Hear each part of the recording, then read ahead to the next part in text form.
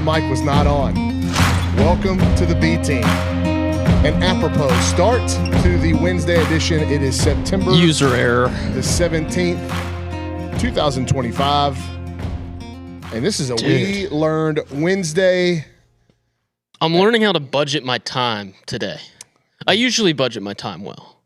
There has just been no downtime anywhere to be had. Not a bye week on for this Richard Wednesday. Zane. No, we are not. Well, it's definitely not a bye week. You see what our schedule looks like after today? Well, I will give the listeners of this program a little bit of a look behind the curtain. If we have to potentially get off the air a few minutes early, it will be well worth it. If you're a subscriber to TexAgs, specifically Texas Aggies United, we have a special guest coming in to the office about the time the show ends. And so if he gets here and they are ready to go forward with the content we are producing with this said person. I'll take it a step further, Brauny. You said they got to be a subscriber to TexAgs Premium or Texas Aggies United. You just got to visit the site. Oh. And you're going to enjoy it. Okay. Promise. Wow. So a full peek behind the curtain. Everybody gets to enjoy this piece of content. And no, we won't be watching or filming Nick Savage doing any Orange Theory fitness God, videos. That'd be amazing, though. We should. Nick. I'm retired from that, my friend. I'm very much retired. I fear it's like riding a bicycle, Nick. Like you could come out of retirement rather easily. I probably could, but I don't ever want to do that. It's like I think back. I enjoyed it, but I think back on those times, and I'm like, I can't believe I did that. You know, one of the things, the most talked about parts of yesterday's episode came from that same chair that Nick Savage is currently sitting in, and yesterday's producer, our Tuesday and Thursday producer of the B Team, Cade Bickham, and his top 5 favorite artist list. It was nuts, man. Like it was all over the place. Where on earth did that come from? When you I didn't introduced catch this, what was it was Lil Nudie or Young Nudie? I don't know all the names. It Lil was people Nudie. that most of them I had never even heard of. And this guy, and the premise was, Nick, that it can be favorite artists, but what we were looking for is the artist that you skip the least. So their catalog of songs is so good that you rarely skip any of the songs that come on. And Richard and I both had very famous, I would say at least locally famous or nationally famous artists in our top 5. And then Bickham hit us with 5 rappers that I had heard of one of them. It was wild. Yeah. What are you looking at? Oh, yeah, you saw that. I'm seeing this now for the first time. It was posted 2 hours ago. Throwback unis question? A&M and Adidas are teasing throwbacks. It doesn't say for what game, and it doesn't say exactly what it is. It's just like a 60s, 70s era logo, yeah? It's what it Maybe looks a little like. further? It's a promo video with the scoreboard of the south end of Kyle Field. Yeah, the Gigatron, as we call it. And there is an Adidas. It says the original 12th man. And then it has what looks to be maybe the first iteration of the TAM logo that went on to helmets here at Texas A&M is part of the banner waving in the little mock-up Jumbotron. So something's coming, whether it be throwback uniforms or throwback helmets, maybe for Auburn. I would assume they wouldn't tease something like that for a game that's going to happen like South Carolina. I would imagine it's definitely a home game. Although Texas A&M has a history of wearing a throwback jersey that was South Carolina. Yeah. I don't think Mike Elko's going to do that one. I thought those uniforms are pretty cool. The uniforms themselves, the helmets kind of fell flat for me. Yeah, and so did I see on the flip side whenever they wore the super throwbacks the against 39 ones against UL Monroe. I was here for that game. The jerseys fell flat for me, but the helmets were sick. The helmets were really cool. It was that was one of the first times I can remember anybody, and I know Maryland really made it famous, but that was the first time I remember anybody wearing a hand-painted helmet. Crab cakes and football. Yeah, that's what Maryland does. They don't do No. Sack lunch. They don't do football real well right now.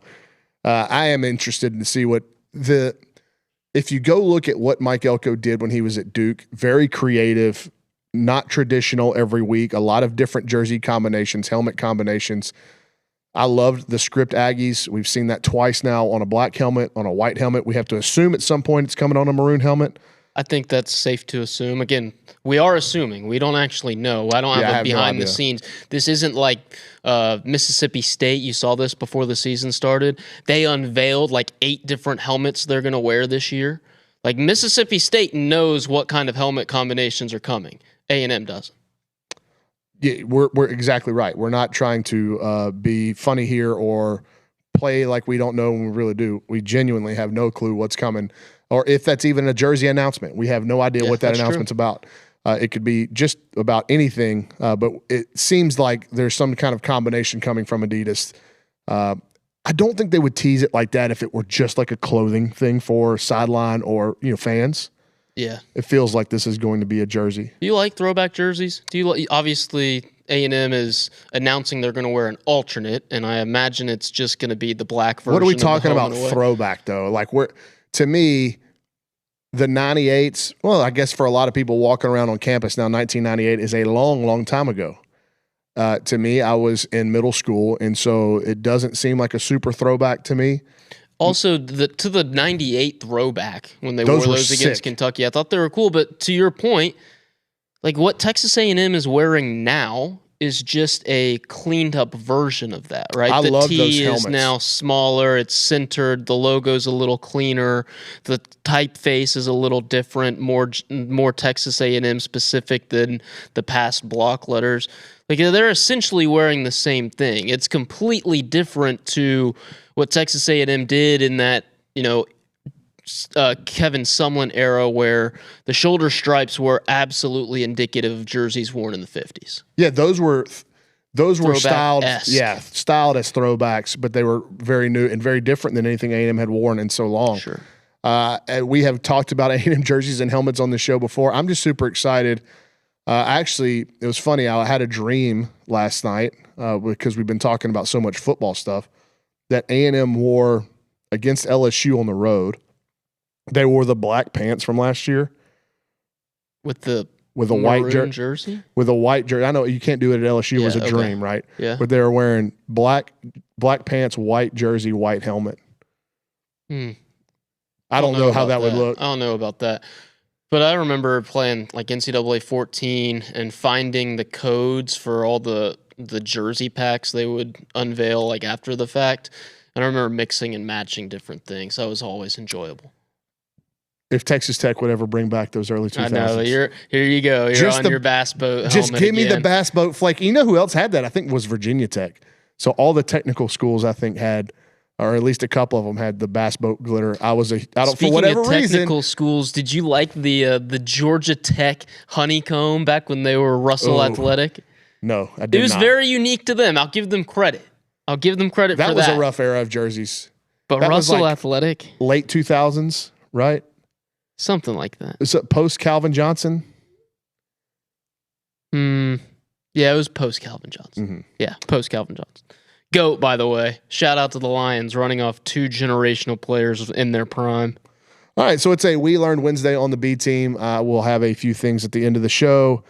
I have 2 phrase origins, but I also have the story of, and don't look this up. Well, I'm not even going to hint at it because somebody will and we'll ruin it. But I've got the story of a pair of professional athletes that have a very unique bond, and I didn't know about it until yesterday afternoon. And so I thought it would be fun to share that story as part of We Learn Wednesdays. I've got 2 We Learned Wednesdays.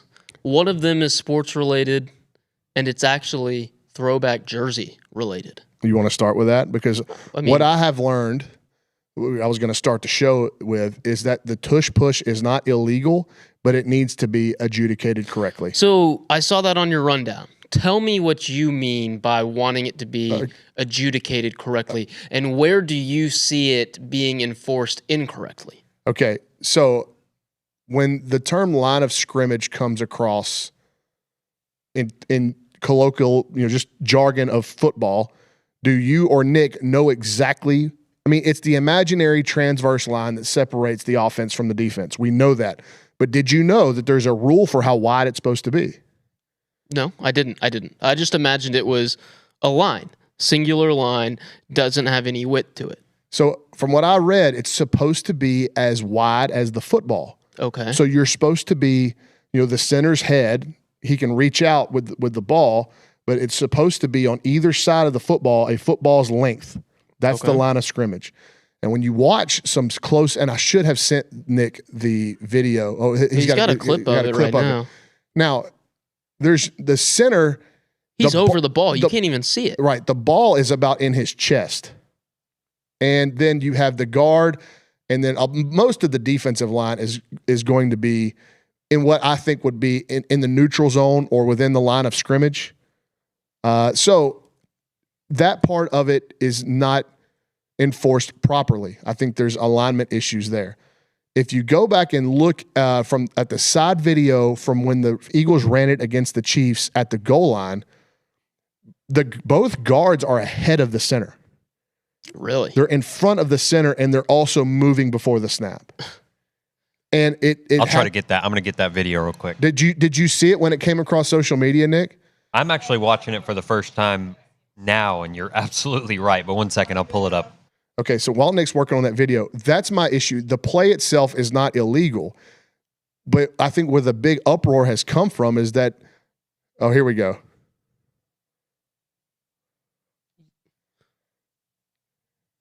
Yeah, they definitely move before. Did they call it a false start? I don't think so, no. So, like, how much leeway are they giving the Eagles to run this? And if they are running it like this, the NFL has always been said as a copycat league. I'm watching the Houston Texans the other night getting shotgun on 3rd and 4th and goal from inside the 1 yard line. And if the Philadelphia Eagles, with their Super Bowl winning quarterback and MVP candidate, can run this tush push, why can't everybody else in the league? Why aren't they doing it? That was my thing, because there was, maybe you remember, back in May during the offseason, they had a vote on it. Why did the teams and the owners and certain coaches and players spend so much time whining and trying to get this play outlawed instead of just taking their time, using their time correctly, and implementing it into their playbook? Because if you're at 4th and 1, 3rd and 1, and you do it correctly, the stats show that it's almost unstoppable. It's the most high percentage play. The Bills and the Eagles ran it at an 87% clip, which is extremely high. I will take 87% odds on 3rd and short, 4th and short. Hold on. Anything in sports. If you have a pitcher who's going to throw 87% strikes, you have a hitter that's going to walk 87% of the time. If you have a shooter that's going to shoot 87%, you take that percentage in sports every single time. So it is the best play in sports because of the success rate. So my whole question is, instead of, and it was, I love it because I hate them, it was an effort led by the Green Bay Packers to try and conjure up enough votes to get this play outlawed. And they needed 3/4 of the league. And of course, that would be 24 votes out of 32 teams. They got 22 out of 34.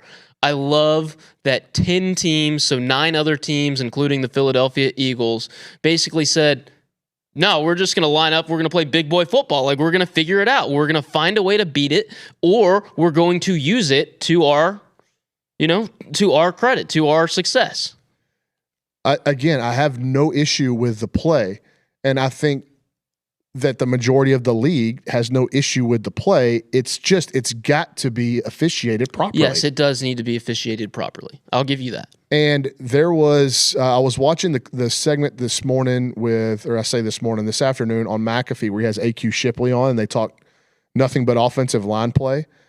And there is a pandemic right now going on in the league, and it's not being called, of these DBs and linebackers taking on pullers and offensive linemen. And it happened. A&M actually did it against Notre Dame and didn't get called either, where they're submarining these blockers, and for whatever reason, they're not being called. And so, when you say submarine, what do you mean? So, like, you can't cut an offensive lineman that's coming to block you. Yeah. It's like if you're a little guy and you see this a lot on screens or on counters and traps where you have pulling offensive linemen.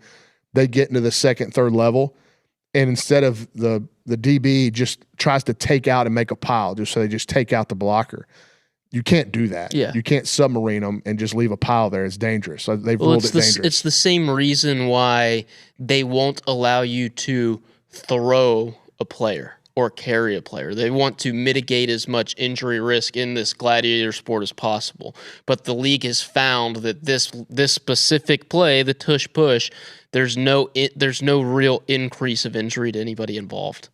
Yeah, again, it's just like what is being ruled on and what is not being that's being officiated. They've got to levels. Officiate offsides correctly. You saw John Gruden false start correctly. Like that makes the most sense.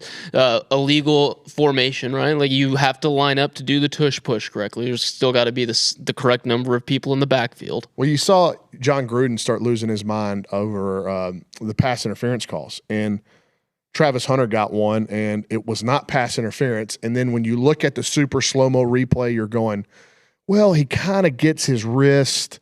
The guy's going up to catch the ball. Travis Hunter like kind of deflects his wrist. And so everything looks like pass interference when you slow it down 10 times. But in the moment, I think that's when you have to make this call, and you know pass interference when you see it in the moment. It's never been harder to be a referee. Don't tell Terry McCauley that. That's what he's been looking for. I do agree that it's never been harder to be a referee because every element of every play is so scrutinized now. But I think it's also been way easier because they now have the benefit of technology on their side a lot more than they ever have before. You know what I've always, well, not always thought, but recently what I've thought is I've watched so many games, football games from the sidelines, and I think that whenever you watch it from elevated, whether you're in the stadium or you're watching it from home, there are things that you see, fouls that you see because of where you're perched and the angle that you can look down on the field. I wonder if it wouldn't be beneficial to have a live referee in the booth that can buzz down, because you just get a much better bird's eye view. And when you're on the field, it's happening so fast, your field of vision is pretty limited. And I just think it would be beneficial to have one more set of eyes on the entire play as a whole. And it's just to help out those guys. It would be no different than a back judge or a field judge, any of that. It'd just be part of the crew, and he'd be in the booth. And he can buzz down, and whoever can throw the flag, and they can announce it came from, or they have to announce that it came from the booth. So they would just need to. There's still. We're probably pretty close to being able to do that seamlessly and with probably 99.9% accuracy. I would just wonder how much is the delay on, and how expensive is it going to be for the league to implement something like that? I'm sitting here watching college baseball players look at their wrist between every pitch, and it's immediate. It goes into the wrist, like the pitch call. So what I'm talking about is the dude in the booth watching the plays is what I'm saying. Yeah, as soon as he sees something, he hits a button. Because there's got to be even just to the booth upstairs at Kyle Field from the playing surface, there's going to be an ounce of a delay on getting those pictures to him. I'm not talking about pictures. I'm talking about he's watching it live. Just watching it live? Yes. Oh. Think about this. Just the line of scrimmage play. Okay, you have, is it the back judge that is behind the defensive line standing next to the linebackers? In the NFL, they've moved him now to where the head ref stands behind the offense. That's one guy looking at 5 different battles going on, and you have the head referee who's supposed to be looking at all that plus the quarterback. There's just stuff that's going to get missed. Like, there's so much happening in the scrum that I think one set of eyes from above could be beneficial for the entire thing. And so if he sees the one play that sticks out in my mind here is A&M's playing Auburn a few years ago, and Bo Nix gets out of the pocket and scrambles for a touchdown, and it was A&M kind of had him hemmed in, and he did a good job of scrambling out. But the near side defensive end from A&M got tackled, legitimately tackled, and not that much different than what Chase Basantis did the other night. And because of how Bo Nix rolled out, I think the referees were kind of blinded to it, but you could see it clear as day from the TV copy. And so if you have somebody just with another set of eyes that can see all of that going on and can help out, what is the downside to doing it? And maybe he's the alternate ref. Because then I think what would start happening is, guess what? You got a penalty every play. You got to hold here. You got to hold there. It would just become overwhelming. That's a good point, Nick. Yeah, and I would say that he's looking for the blatant stuff. Like if he's that far up and he can see it, it's got to be blatant, right?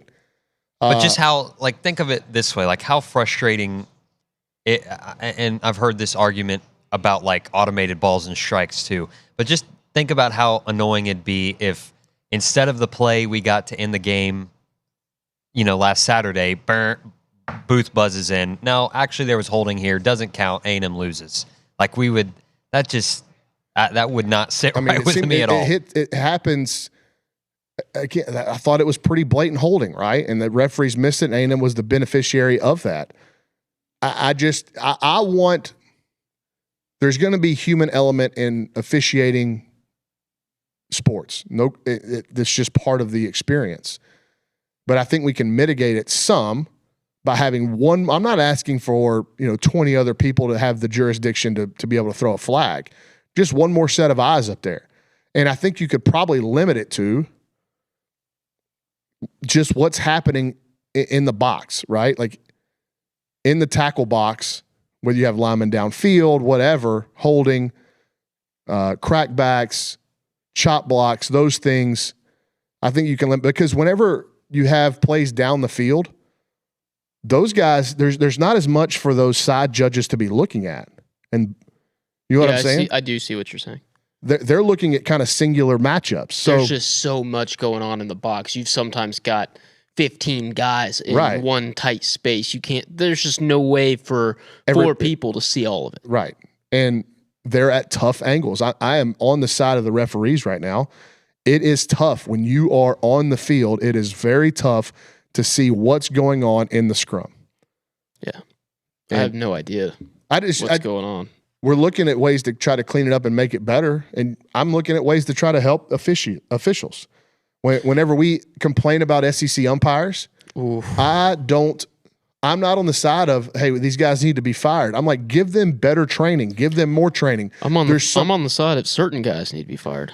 I think if it's a continued issue, like year after year, and you have a massive problem, but you got to give these guys a chance to get better too. Sure. And if you're going to give them a chance to get better, in order for them to get better, they've got to have the proper training and protocols to get better. So if the SEC needs to splurge for the VR stuff for all of their umpires so that they can sit in their living room and call balls and strikes, they need to do that. Mm-hmm. Because as the sport has grown, and football's already massive and still is massive, and basketball is more toward football, but as baseball has grown, there's a lot more on the line, especially in this league, every weekend, that these umpires can't be this bad. When you change outcomes, and then changing outcomes changes seasons, and changing seasons changes salaries and coaches, there's too much on the line for you not to be giving them every tool that available to make them better. So we started talking about tush push, and we devolved into SEC umpiring. But it all goes into it. And remember whenever they had the replacement referees, how bad they were? Oh, yeah. And we figured out, these guys that are doing it in the NFL are actually really good. And there are a few big league umpires that are notoriously bad. But whenever you get somebody called up, a minor league umpire, and they're not ready, you go, this is actually... That job is insanely hard. And it's never been harder, just like hitting a baseball's never been harder. Calling balls and strikes has never been harder. Velocity and the movement's insane. Velocity, movement, and how good the catchers have gotten at manipulating the strike zone. Yeah. And the job's so that's, hard. Nick, you were talking about robo-umps. It would call a fair game. A robo-ump would call a fair game, but the catching position, the ability to frame the ball would just go out the window. Yep. It's no longer important. So now the catcher, as a defender, you want a guy that can really throw, like arm strength goes way up and blocking goes way up. But the ability right now, the most important ability through the data, the most important ability a catcher has is manipulating the strike zone. If you take that away, then you can put somebody that can't catch. All they got to do is keep the ball in front of them. They may clank half of them, and as long as it stays in front of them, they're okay. They may have a bazooka of an arm, and they crush balls. But the art of catching is going to take a big hit if you go to robo-umps. And I'm not saying that I'm for or against that. That's just the reality of the situation. I am for robo-umps. I've been to a couple minor league games where they've got that challenge system in place. It's solid. It's seamless. quick, It too. rolls quick. It doesn't slow the game down too much. Even How many misses do they get? Like if it's like you get the team gets 3 total challenges. But if you're right, you get to keep it? If you're right, you get to keep it. Okay. So, I mean, you could have upward of 20 in a game. It's shared, so as you stand in the box, you can't be selfish and just be like, "Oh, well, I think that's a strike. I'm gonna try it here," because it could. If you're in the second inning, it come back, you might be out of them by the 8th, and one of your buddies really gets hosed, and you can't tap your head. Yeah, there's some strategy that goes into it. I also think we're getting closer and closer to just not having home plate umpires except for plays at the plate. Like they're going to stand off to the side behind the hitter. Well, they're also in charge of fair or foul down the baselines. So do you have just a guy stand back there, not even calling balls and strikes? He just sits behind the catcher. It will also help for game management because they throw balls back and forth. Yeah, I mean, having somebody behind home plate is still important for game management aspect. Speaking of catchers, we had something historic happen that Richard did not think was a big deal. No, I think it is. I think it is a big deal. I just don't understand why I'm getting notifications for, he set the switch hitting record. That's pretty sick. I agree, but I don't get notifications when somebody sets the right-handed or left-handed record. Right? They didn't send one out when Judge. No, but here's what I'm going to say. The whole Judge chase on the American League side felt very forced to me, and it felt like baseball after having Judge 2 years ago go after Roger Maris and then having Ohtani last year go after 50-50. It feels like down the stretch, even though there's so many really, really good divisional races, Major League Baseball is trying to facilitate some sort of interest in an individual milestone that I don't think they need to. Because Cal Raleigh is just an incredible, ridiculous dude on his own. And if people can't appreciate that and get excited to watch him already, they need him to chase something. I think we've jumped the shark. See, I do think it's super cool because of the switch hitters and the guys that he's passing are all-time legends.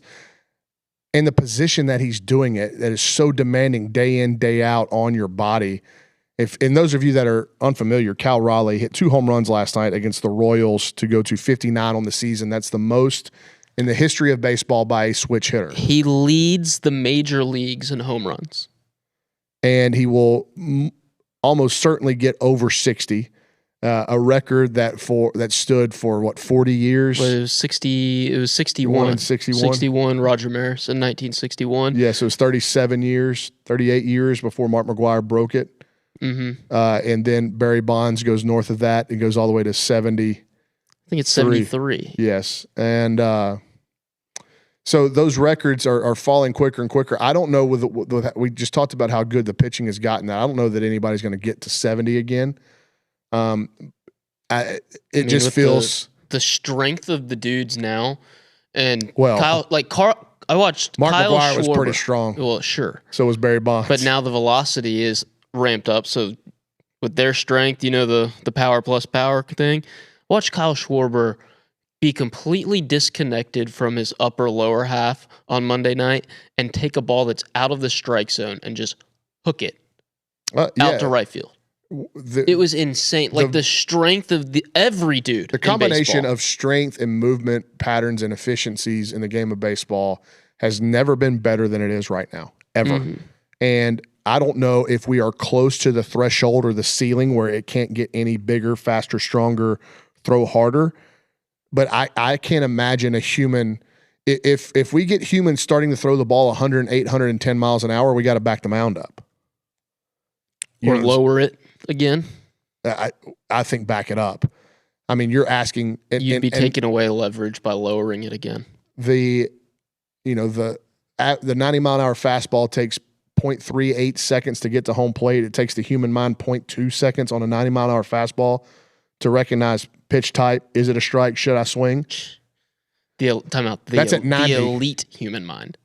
Yes, but it's still that's the kind of the timing, the data that we have on all that right now at 90 miles an hour. So when you start going to 100, 105, it still amazes me. You have to guess. People think they could stand in the box, just an average Joe, and myself now, I'm an average Joe. And, when were you not an average Joe? Oh, I mean, but I mean, I used to play like. I have no skill anymore. Like, it's not like riding a bike at all, right? You get in a batter's box, I'm not going to be able to hit anything that moves. Oh, I played a softball game with Richard Zane. This is no average Joe. I'm actually Ryan Brauninger. Really? I'm not like... We were warming up for the Josh game, Pate. and I was like, just like lightly tossing it, and Richard was like humming them back at me. I was have like, a pretty whoa. good arm. Make Richard better than average again. Then I he saw me. I have a pretty good arm. Then he Like, saw me get absolutely lit up as the pitcher, and Slow pitch somehow softball. I got designated the pitcher, dude, and they were being just the lighting slow me pitch up, softball dude. pitcher has got to be one of the most dangerous things you can do It anywhere seems on an like you- athletic field. That is like the dudes who wear hockey masks, catcher's mask, and actual shin guards and chest protectors makes 100% sense. Like, especially when you see dudes like Josh Pate just obliterating baseballs into the night But sky. you know what's Josh worse? Pate is like he'd lose the best body contest at some of these. Softball. I know. These dudes are on some serious sauce. But crazy. here's the problem with it. At least in Bryan College Station, Texas, the people that are that good, they can swing for the fences. It's no big deal. The part that makes it dangerous are the wannabes who think they can hit dingers and they just come up hacking as hard as they can. Like, those are the people that are going to kill you.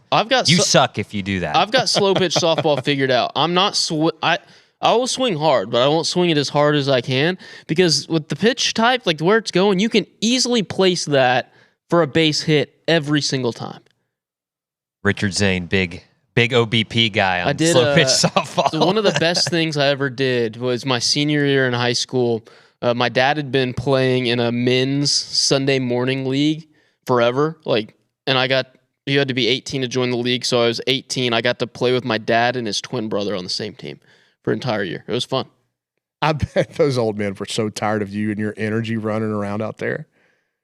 I went and played. So here's my very, very brief experience with slow pitch softball. The year after I got done playing in college, and I was trying to decide what my next step was going to be, whether I was going to go overseas and play, come to A&M and go to grad school. I was just working and making money to save. I was living back with my parents in Nederland, and I just didn't know what my next steps were. And so a lot of my buddies that I grew up playing with, and we all went to play college baseball. There was like 12 of us. We decided that, okay, we go play slow pitch. Like, we're all in town. We got nothing to do. Let's go play slow pitch softball. And we entered a tournament in Beaumont, and we got absolutely trounced. Dude, it's crazy. And we were all Division I or JUCO, D2, D. Like, we were all college athletes, and we got run off the yard by these old men that weren't even wearing cleats. They were barefooted. They could hit it wherever they wanted to. They're about 7 or 8 barley sandwiches deep. You know what I'm saying? Oh, yeah.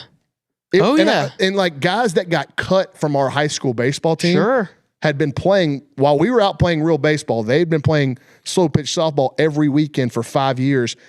They were on these teams. We got worked. And I said, I won't, never again. We played my junior and senior year at Flower Mound, like a bunch of guys that played baseball, some of them on the high school team. And keep in mind, Flower Mound won the state championship my senior year. So we had some dudes my junior year, we had dudes that won state on our team, and we'd get worked by these dudes too. It's humbling. A different understanding of how to hit the ball.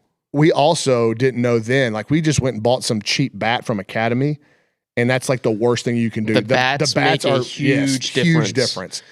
If and you they go spend test them. If you go spend the money on a good one, it's like a trampoline. And I just assumed. I mean, it was probably a dumb assumption for all of us that had played baseball, and we know that the better bats perform better. You spend more money, you're going to get a bat that performs better. We just got some. If like you were hitting with a telephone pole, this thing, and the other guys were coming up, and they all used the same bat. The bat never left the batter's box when they were on offense.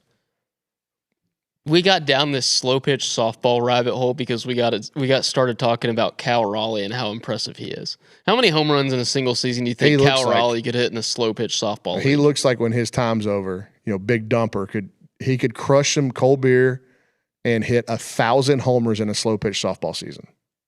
Regardless of what he does when he's done playing real baseball, he should unanimously win the American League Most Valuable Player award.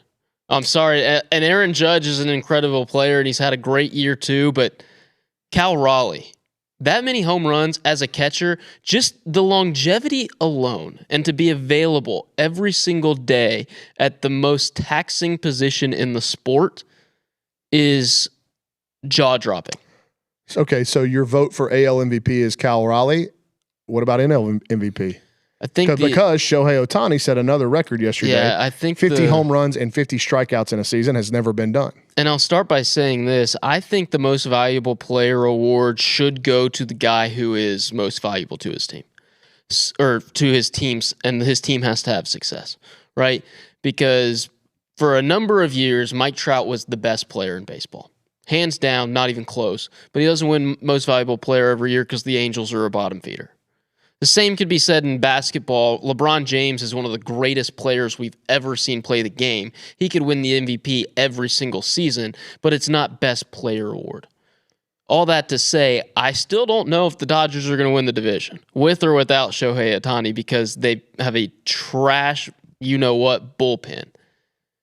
But at the same time, I don't know who else is good in the National League. Like, who else is a real candidate? Well, the Brewers are collective. Yes, exactly. And that's why. That's why they are collective. And in San Diego, that's a team that could win the division. They don't have a real standout that can match Ohtani statistically. Yeah, that's an interesting question. Is like, who are in the American League East? Like, the only guy I could think is Schwarber. Schwarber's had a great year. But Schwarber's he's kind of cooled through August and into September, except now he's had like 4 home runs in his last 5 games because he gets to play Mark Pryor's weak pitching staff at Chavez Ravine. The current NL MVP favorites from 2 days ago with their odds: Shohei Ohtani, number 1. Not even close, right? Minus 25,000. Yeah, because we don't see what he's doing right now. Like, we've never seen it before. Kyle Schwarber would be next. Juan Soto is third. The Mets, or Frank the Tank's ready to run him out of town. And Juan Soto. And shout out to Matthew Dawson, Pete Crow Armstrong. Pete Crow Armstrong had an amazing start. He just couldn't handle it through the dog days. 150 to 1 at this point. But the Cubs clinched a playoff spot today. I think National League MVP is going to be unanimous again this year. Yep. And he's one of the greatest players of all time. And I wish that Shohei had come to America earlier. I know they can't. What's interesting is now you're starting to see more and more Japanese kids interested in college baseball in the United States. Who's the guy at Stanford? Rintaro Sasaki. Yeah, Sasaki. And you're seeing a couple more now out of Tokyo expressing interests. They're tweeting, I'm interested in playing college baseball in the United States. We'll see how all that works out. If we start seeing some more of those Japanese kids come over for college, I think it is a tough transition. I think just the language barrier would be massive for those guys because they're not ever around speaking English. Texas A&M have a Japanese department? Because you're going to need major in Japanese? Yes, offers Japanese studies through the Department of Global Languages and Culture. So there you go. They would have somebody available to be a translator. But probably a nice pay increase for that adjunct. But it's not just Shohei. Like, I wish Ichiro would have been his whole career in the major leagues in the States. Could you imagine? I mean, he's the only guy that could have ever threatened Pete Rose's hit record. Because I don't think it's ever going to happen ever Threaten again. it would be he'd probably set it. Yes. He was incredible. The prime Ichiro was absolutely incredible, but it's the years. He was a wizard with the bat. It's the years at the beginning of his career where he was hitting Japanese pitching versus veteran major league pitching. Was it Sadaharu O? Took him for a while. Sadaharu O has the most home runs in a season of anybody ever. Mm-hmm. And he did it in Japan and never came to the States, and so he's a legend over there. I'm hoping that we start seeing more and more of these guys come over at an earlier stage in their career so they have a chance to threaten some of these numbers. Because Shohei definitely would. And I hope that other teams have the opportunity to sign them instead of just the money-whipping billion-dollar Dodgers who have built a terrible team. What's Roki Sasaki's deal? Saw he's down at AAA right now. Amongst the top 25 minor league prospects right now. He's down at AAA where he was because he got hurt, and now they sent him down to rehab, and the velocity was an issue when he came back. His mechanics were a disaster. I saw some side-by-sides. And now it's starting to come back. Yeah. They kind of need him to factor in as a bullpen arm in the postseason. Who's the guy you hate? Left-hander? I mean, Tanner Scott's the worst. Blake Trinan's quickly going up the list. How does Blake Trinan be bad? Like, his stuff's so Blake disgusting. Trinan, in his last 3 outings, has 3 losses to his credit. What I'm asking is, like, I can't wrap my brain around how he's ever bad because the stuff's so good. All right, we need to switch it up a little bit. We're going so that was a lot of baseball talk. Josh Pate is the premier voice in college football, in my opinion. We have talked about our admiration for him on this show, the job that he's able to do now multiple nights. It used to be like just twice a week when his show first started. Now he's doing 3 or 4 shows a week. He talks for an hour and a half by himself. He's so well prepared. He doesn't stumble over his words. He doesn't lose his trains of thought. It's just, he's an incredible talent, and a lot of his stuff makes 1,000% sense to me. That being said, and every week he goes over these power ratings, and he goes into the processes of how they are constructed. Yet there's a lot of blowback and a lot of pushback.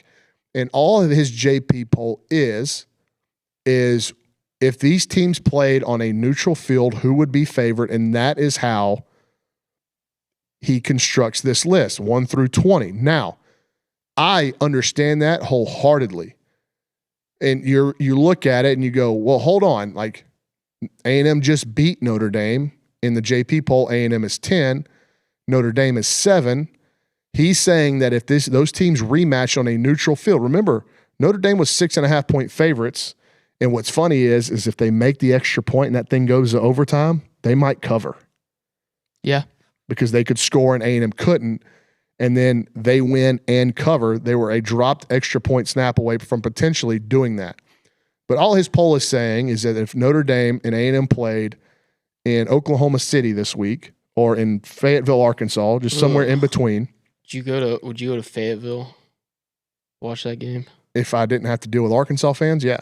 Oh, fair. But if they were playing at a neutral site, that Notre Dame would still be favored. So, Nick, there was one other discrepancy up there where a team, can you pop it right back up? Who was it so obviously Miami beat Notre Dame. A&M beat Notre Dame, but Miami is still ahead of them. It's Alabama, Florida State. Alabama is ahead of Florida State by 15 spots in the JP poll. So there would be a massive spread. If the Seminoles and Crimson Tide played in Valdosta, Georgia this week, there would be a huge spread in favor of the Crimson Tide. Here's my issue with this. I understand how it happens. I understand his premise behind it. These imaginary lines are created by his model. So it's not by Vegas? Like, no. You can't plug into a Vegas computer and basically be like, he claims that it's the model. He always references the model. It's his model. And I think it might behoove him to give a little bit more insight to the model. Who built it? What are the factors that go into it? Transparency. Are there enough data points to trust it yet? Vegas has Auburn, Oklahoma this weekend, with the Sooners as a 5.5-point favorite. His model has it at -9. Why is there such a large, that's nearly double the spread. Why is there such a large discrepancy in what Vegas is putting out and what his model thinks? That is where I think he can clear some things up. Is not explaining every week what power ratings are and how his are constructed, because he's having to do it every week because a lot of people don't get it. Now he's got a fan base that's so large. I think they're over 400,000 subscribers on YouTube. He's 236,000 followers on X. So I'm looking up his YouTube now. I think it's 405,000 because they're on a quest to get to 500,000. But his audience is so large now that he doesn't. 406,000. I don't think he has to explain it every week. Like, we know. All we want to know is, okay, that's what the model says. What goes into the model to make this, and why is there such a big gap in some of these games, these high-profile games, most notably this weekend, Auburn-OU. His model has Oklahoma -9, while Vegas has it at -5.5. I think that would give a lot of clarity to this. Transparency is always good, but I also know that if he were to clear the air, as it were, it might decrease some of those interactions. Yeah. Oh, he's good, man. And to Josh's credit, and I think he's really, really good. Like everybody else, I think he is the premier talking head covering college football right now as it stands September 17th, 2025. But I also know that clicks on Instagram and Twitter and YouTube and whatever other platform he's on. Oh, it helps the algorithm. Generates the algorithm, helps the ad revenue. Yeah, absolutely. Helps you in front of the sponsors. So keep it up, JP. It may be more beneficial for him K-State. to keep it shrouded, the process by which his model is put together and the process by which he comes up with these spreads through his model may be better if it's not publicly announced. It may be doing him good. So I would say so. Anyway, I thought it was interesting because he got massive amount of blowback, and there were some A&M fans in the replies that just didn't understand how he comes up with this. It's not he comes up with it. It spits it out from a computer. The other thing that Josh did that I was a little, I guess, head scratchy would be a proper way to talk about it, was he released his SEC quarterback rankings. And you pop those up. There they are, Nick. He just goes through the top 10. Now, if you're watching with us and you're driving and you can't see the screen, there are 6 quarterbacks not listed. Nick Savage, can you tell us which 6 quarterbacks are not listed? Or did I just put you on the spot? Yeah, you just put me on the spot here. Well, there's one in Austin that's not listed in the top 10. Yeah. Lexington, whoever they're going with, is not listed. So, Arch Manning at Texas, Zach Calzada at Kentucky, Shapen's missing. DJ Lagway at Florida. Lagway is missing. Blake Shapen at Florida. Mississippi State. Austin Simmons / whoever the other guy is at Ole Miss. And Lenore Sellers made it at 10. He's at 10. Ty Simpson. Ty Simpson's at 8. It's Jackson Arnold. Jackson Arnold. Okay. So Auburn, Kentucky, Texas, Florida, Mississippi State, not featured in this week's top 10. So we're going to go through it really quick, and then I'm going to just discuss this because there's some interesting points to be had. Keep that up there, Nick. 1, John Mateer. 2, Taylon Green. 3, Joey Aguilar. 4, Bo Pribula. 5, Gunnar Stockton. 6, Marcel Reed. 7, Diego Pavia. 8, Ty Simpson. 9, Garrett Nussmeier. And 10, Lenore Sellers. I think when you're looking at production of the quarterbacks in this league, you can draw on Josh's list here. You can draw a clear line after number 8. I think Nussmeier and below have been really poor in terms of producing offense. They've been really poor at producing points. If you look at there are 4 schools, I believe, in the SEC that are averaging less than 30 points per game on offense. They are quarterbacked by Garrett Nussmeier, Lenore Sellers, DJ Lagway, and Arch Manning. That is probably the complete inverse than what a lot of people had going into the season. Now, there are 4 teams on this top 10 that already have losses. That's where one of my issues is. My other issue would be, why is Jackson Arnold not above Lenore Sellers and Garrett Nussmeier? He's been more productive and, quite frankly, more impressive in his big game, which was Baylor. I know Baylor is can't stop a nosebleed. Significantly less highly touted or less touted than LSU or Clemson. But he was better in that game than I think Nussmeier was at the other Death Valley. And Gunnar Stockton just went in and beat Joey Aguilar. Now, it had nothing to do with Joey Aguilar. He was great. Yes, he was. And he got his team down into field goal position. They missed. But I think if you're going to have to split hairs here on a ranking after week 3, I think to the victor go the spoils. And I think that Gunnar Stockton should be ahead of Joey Aguilar. I also think that Bo Pribula and Bo Pribula has, what is he getting this love for? Getting a lot of credit for beating nobodies. I mean, Kansas is okay. They're dangerous when Jalen Daniels is healthy. They stink, dude. But their resume, like Louisiana Lafayette, who else did he light up in week 1? Like Northern Illinois. No, it was a directional school. It's like Northwestern Illinois. It's like some red bird thing. Oh, Illinois State. Illinois State. Thank you. I was close.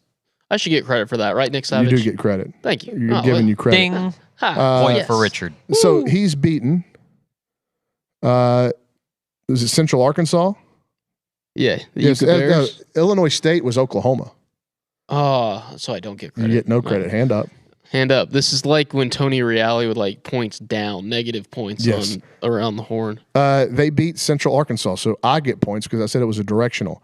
They beat Central Arkansas, then they beat Kansas by 11, and then they blew out Louisiana Lafayette, and they had a bye week. No, excuse me, that was last week. And they are getting ready to play South Carolina, probably without Lenore Sellers.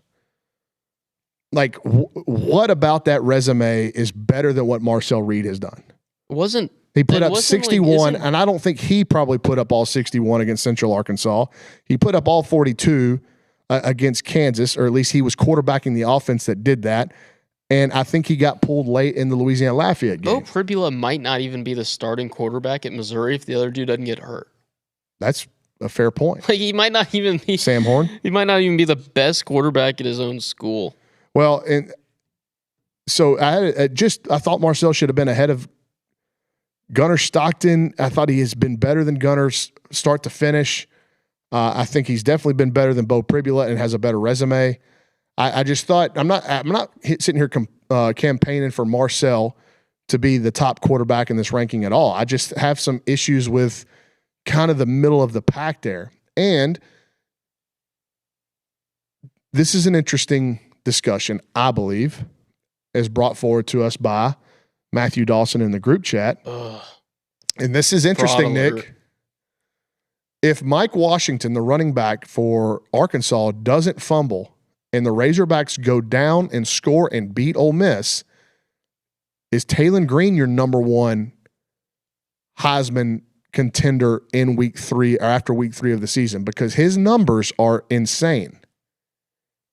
He threw for 300. He ran for over 100. He's done it every week. Now, again, national leader in total offense right now. Olin has him in his top 5. My issue there, my counterpoint to my own question would be, okay, he did it against an Ole Miss defense that is clearly nothing like they were in the past. I think Alabama, A&M, and Arkansas State. Now, if they would have gone in, they play a lot of wild games with Ole Miss, especially in Oxford. Remember when the Alex Collins just hurled it behind his head for a first down? They play some wild games in Oxford. But Taylon Green looks at least through 3 weeks to be markedly improved. My issue would be is they are relying so much on him, and he's got a history of getting dinged up, that it could be bad for really bad for Arkansas. You could see them tank. Like when Lenora Sellers went out for South Carolina, we got a pretty good glimpse of what was on that South Carolina roster without him. Nothing. And it matched kind of what we had heard from some folks that cover South Carolina about, man, they really don't know about this roster outside of the Lenora Sellers and Nicholas Harbor. Where are their NFL players? And it came to fruition right there on the field in Columbia last week. And I think, to be quite frank, I think Diego Pavia is too low in Josh Pate's list. Diego Pavia is currently a Heisman contender. The Vanderbilt quarterback is currently a Heisman contender. He might be currently doctoring a hangover after spending a late night with Johnny Manziel in Nashville. Are they on the bye this week? I do not know. I should have looked that up. God, actually, I should have looked it up whenever I saw the photo on Johnny's Instagram of them out in Nashville. Let's see. Vanderbilt football schedule. Are the Commodores on a bye this week? The Commodores played Georgia State on Saturday at home. They'll let Eli Stowers quarterback the team. They're going to be fine. It's about to get pretty tough for them, though. They go Alabama, LSU, Mizzou, and Texas. Their schedule ramps way up. With a bye week in there. But I think they're going to pick off maybe 2 of those teams that are ranked above them. Or brand names that are ranked higher than them. He's too good. He's too much of a winner. He's a winner. So, anyway, we love Josh Pate. Just had some discrepancies, let's call them, with his top 10 quarterback list in the country. Brandon Walker had Marcel as number 10 quarterback in the entire country. Brandon Walker put Luke Evangelist in a locker. In a body and bag. left him there. Just and Evangelist doesn't realize that he's still in the locker and the custodian's already locked the school up and turned off the lights. He's sleeping in there. Yeah. Evangelist. Go check Twitter if you don't know what we're talking about. Bodied. I don't know if y'all saw this. So 3 weeks into the season, the Florida Gators have lost 2 games. They've also had a suspension for a player spitting on another player directly in the other player's mouth. And now they have announced this morning that their running back coach, Jabbar Jalouk, has been suspended for 4 games following a pregame altercation against LSU. So I still haven't seen the clip. It's a pushing and shoving deal. And I am of the opinion that a coach should never, unless he's protecting his player from being injured, you should not put your hands on another player, an opposing player, ever, unless you're doing it for safety purposes. He hit him? Like he just smacked him? I didn't see a smack. Like, who am I looking at? All I saw was like maybe a push that got away from him. Maybe. And they suspended him for 4 games. Felt a little bit heavy-handed, but again, don't put your hands on other people's players. An official statement came out from Florida football denouncing Jalouk's actions and announcing his suspensions. And now Florida football, this is college football soap opera. Florida Gators. It's terrible. Like, it's terrible. It's just terrible. I went back. Billy Napier has lost control of the coaching staff. I went back and watched the highlights again of their game against LSU. Man. No, they stink. They could have won the game. They stink. It's 13-10 well into the third quarter. And Lagway hits like this big crossing pattern to put them in LSU territory. Looks like they're getting ready to at least kick a field goal. And the wheels fall off. And LSU can never capitalize. Now, you mentioned the wheels falling off. The entire program is completely off the rails, and Sunbelt Billy ain't getting them back on. I don't think so either. Brett McMurphy tweeted that now Florida has had 2 suspensions this year and 1 win. Billy Napier is going to be fired before they come to College Station. Like, I don't see any world where he is the head. I have no idea. I see no world where he is on the sideline at Kyle Field, especially when you consider, we talked about it yesterday, brand name schools are already firing their coaches for non-conference losses. Yeah, it's not wise. We talked about it yesterday. It's a current trend. It's a trend, but I don't think it's wise for them to do this before the 5th game. If they do it after 4 games, their roster is going to just bail on that place, and then they've got no hope. There's no hope of keeping it together, keeping talented players. They're going to make their jobs that much harder. They're going to go from swimming in muddy water to just swimming in mud. So they're swimming in the swamp. And running through. Do they porridge. need to drain the swamp? Do they need to drain the swamp? They've got to start. Are we draining the swamp? Quite frankly, we need to drain the swamp. Drain the swamp. They might start with the AD. Is it Strickland? Scott Strickland. They're getting punked by Miami this week. They are getting punked. I'll let you talk. That line's crazy to me too. But I thought the line against LSU was 5.5 or something like that. And I'm going, or 6.5. And I was like, doesn't it feel like LSU's at least two scores better? It turns out they were. By no credit of LSU, like Lagway's throwing them the football, so they're 2 scores better than LSU than Florida. But the line on that game was mighty low for my liking. Like it smelt funny. Like that's a stinky line for that game. What about the Stinky Bowl? Arch Manning versus DJ Lagway. That's 2 weeks. That is going to be October 4th. It's going to be after a bye week. So let's see if Billy Napier survives that bye week, and then they get Texas in the swamp. And really, Texas' only tough road. Well, they got to go to Starkville, but we'll see what Mississippi State ends up being. And then Starkville at night, much different than Starkville during the day. But the only tough venue that Texas has got to go to this year, traditionally tough venue, is the swamp. And I guess you got to throw Ohio State in there as well. Tough venue unless you're in Michigan. I would imagine that's a tough. Yeah, unless you're Sharon Moore. But in terms of SEC venues, the only really tough one that they get is Florida on a year that it looks like Florida's going to be going through a massive change, most notably at head coach and potentially at AD. So the soap opera of the Florida Gators continues. I've got a handful of potential 10-win teams that are currently undefeated that nobody is talking about. I wasn't even – so full disclosure, Brauny, and I thought I was way better yesterday than I had been when I got told I was disinterested in the sport of college football. Just didn't have enough time to look up these schedules. Well, let's get to them first. These 5 teams. I don't know if Nick had some time to look at these either. But the most interesting one, and if you've been just on social media at all today, I am going to make an attempt to pronounce this kid's name. But the Cal quarterback, Jaron Kiawe Sagapolutele, has been all over social media and doing a ton of interviews because he's been so good.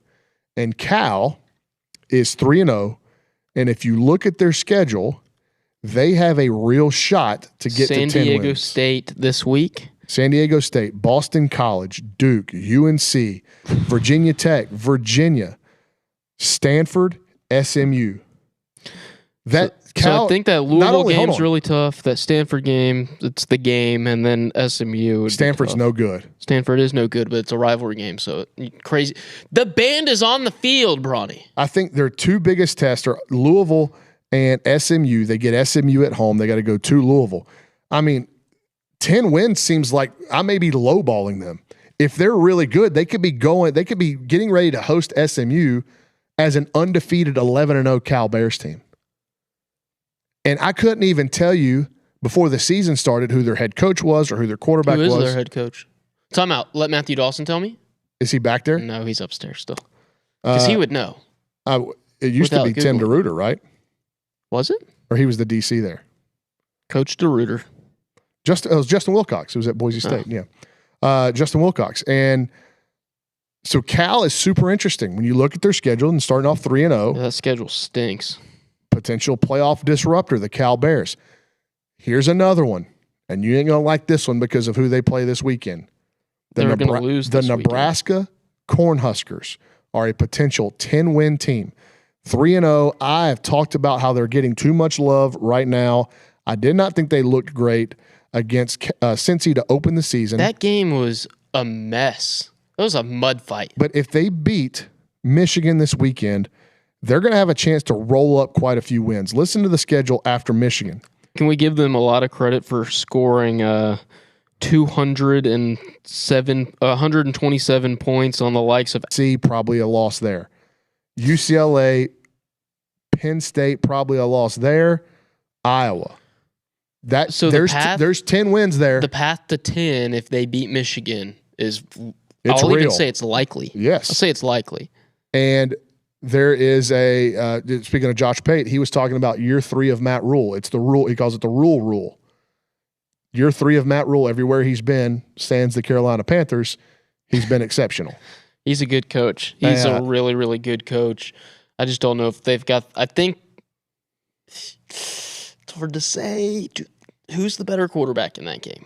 Raiola or Bryce Underwood? It's hard to say. I know who the most talented quarterback in that game is.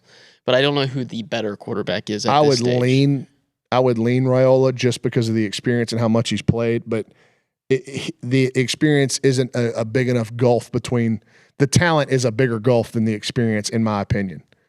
And Michigan, what are they? Are they looking for a reason? We talked about this yesterday. Are they looking for a reason to get Sharon Moore out of town? Well, good news for Michigan, Sharon Moore won't be in town, the town being Lincoln, Nebraska, this week. And what if Biff leads them to a win? And what if Bryce Underwood actually is Batman? Have we discussed that? Have we considered the potential that he actually is Batman? I wonder, did the DNA test come back? Okay. That was one of the weirder things I've ever seen said post-game. It's a good weird. It's not Sark poop weird. There's been a lot of weird things said in press conferences Dabo Swinney said weird things for 13 minutes yesterday. Just time gaslighted everybody that was in the room. Every time that man opens his mouth, he says weird things. He kept going like, we've been a successful program. I don't know why. And like everybody in the room is probably looking around going, yeah, nobody said you weren't. We were asking you about what. I think the question. Your program is successful. You just sucks. But the question that set him off was something like, it was so innocent. Like, if there was one play that you could take back from the game on Saturday against Georgia Tech, what would it be? And he goes on a 13-minute diatribe talking about the success of his program, how it's built to last. And if I'm in that, I wish Olin would have been in that room. Olin would have been looking around, scratching his head. What is this guy talking about? Olin he'll be like typing on his computer, and when he hears something he doesn't agree with, he'll do one of these numbers. He'll go. and he'll just be like, and go right back. Big game on this Saturday in Bloomington, Indiana. Have you seen this? Mm-hmm. Indiana is on my list of potential 10-win teams. Meathead versus Meathead. That could change, much like Nebraska's quest for 10 wins. Indiana's could change this weekend at home against Illinois. I don't know if either of these teams are any good yet. Brett Bielema has got Illinois in the top 10. Is it warranted? We could have that. There's a whole different discussion, but that's where they're at. Who is Illinois' quarterback? Oh, it's he's a transfer, and he was at. Oh, man, if you, it's one of these things. I feel like if you wouldn't have asked me, Luke Altmaier. Yep, Luke Altmaier. And Indiana. So Indiana's schedule after Illinois. There's some losses in here. Like, they're not going to beat Oregon in Eugene. They're just not. They've got to go to Happy Valley. Those are the only two other tough games outside of this one at home against Illinois. So if they beat the Illini on Saturday, Indiana could be looking at another 10-win season with Curt Cignetti. They just re-signed him to a massive deal. He wins everywhere he goes. Google him. Curt Cignetti. So Indiana made my list. The Louisville Cardinals, we just spoke about them. I think Louisville could get to 10 wins this year. Nobody is talking about Louisville. They're not ranked, are they? The ACC is, outside of the two teams in the state of Florida, they are real Hold on. bad. Hold on. No. I'm not ready to put the Yellow Jackets into the real bad.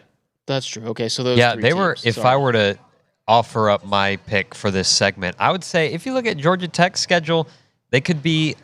Cali, go away. Cali, go away. Cali, go away. It was her birthday yesterday. Got to be nice. No, birthday's over. But birthday's over. If you look at their schedule, they could be an 11-win team. Why not? Who are you looking at?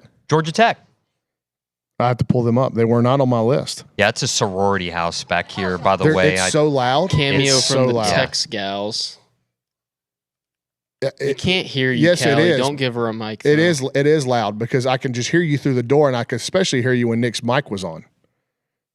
It's okay. Boom, roasted. You gals are gonna get your They time on the camera.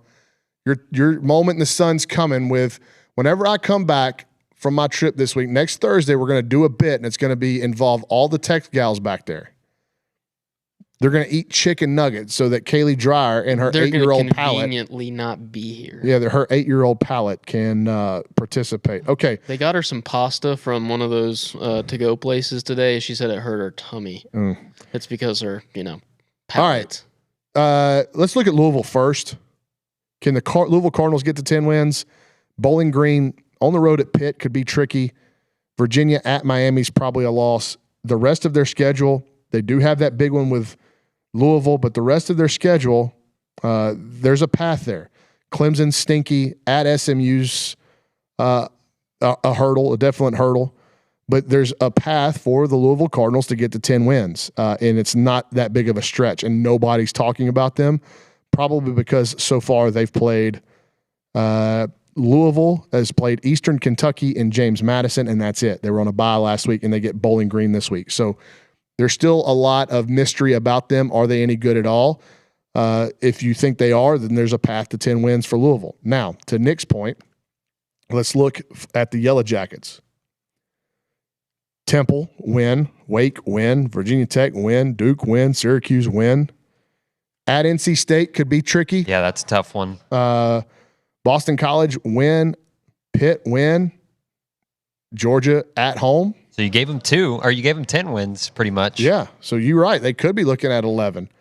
Georgia Tech's got a real shot this playoff. I'm telling you, Haynes first round King. matchup, Georgia Tech at Texas A&M in the playoffs. Can you imagine that? The return of Haynes. That'd be cool. I'd be pumped for that because that means A&M's in a spot where they're hosting a playoff game. What's happening here? Why are you in our studio? It's Kay Nagley's got a camera in her hand. Oh, she's taking photos. Oh, okay. that's how that's. Do we need photos? We need B team potential B team posters. I don't want. I'm going to send this to my mom. Oh, okay. She'll put them on her refrigerator. She doesn't. The last team. I'm not the favorite child. The last team, as we get into the final segments of the program, the last team we're going to look at as a potential 10-win team are the Memphis Tigers. Again, a huge hurdle this week. Arkansas comes to Memphis, the Liberty Bowl. If they can win, and I can you look up that line real quick? I'm looking it up. College football lines. I like this site, VegasInsider.com. No free ads, but they're helpful. They're very helpful.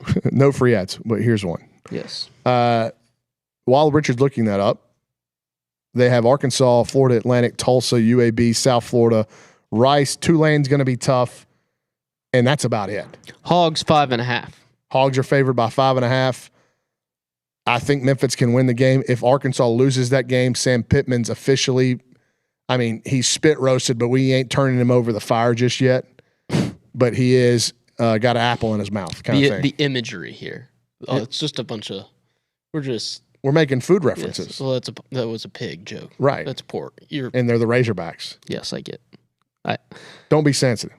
Razorbacks don't be sensitive. They are a sensitive fan base. They are. They're annoying too. And I'm glad they don't watch this show.